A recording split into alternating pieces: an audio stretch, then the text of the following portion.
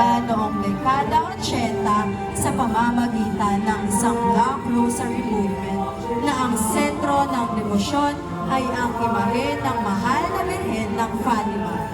Noon ay nakapailalim ang kapilya sa Pasig Green Park at naging isang ganap na parokya noong ika-11 ng Disyembre 2003 sa ilalim ng pagpapastor ni Reverendo Padre Carmelo Cortez. Bilang siyang unang kura paroko, ang kasalukuyang simbahan naman sa Green Park ay naisakatuparan na palangihin at ayusin sa ilalim ng pagpapastol ni Reverendo Padre Albert Tan, ang ikalawang kura paroko.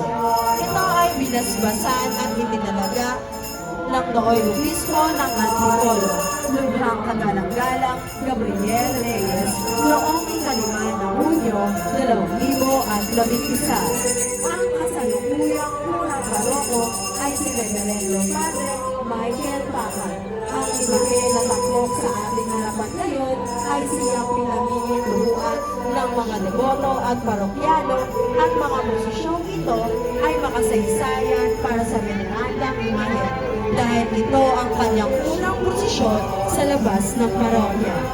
Mahal na Birhen ng Fatima, ipanalangin mo kami. Viva la Virgen de Fatima! Viva!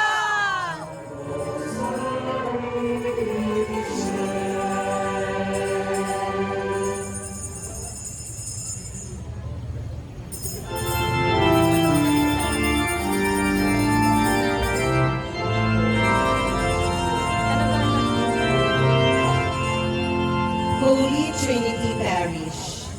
Ang Parish Church of the Holy Trinity ay inialay noong Marso 24, 2012 sa pangunguna ng Lubhang Kagalang-galang Gabriel V. Reyes, PD, Obispo ng Antipolo.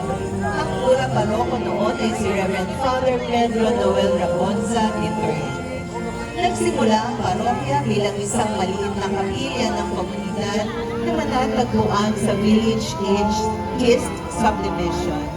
Ang orihinal na kapilya na pinangalan ng Mary Help of Christians ay itinayo noong 1991 na nagsilbi sa mga pangangailangan ng mga tao sa lugar.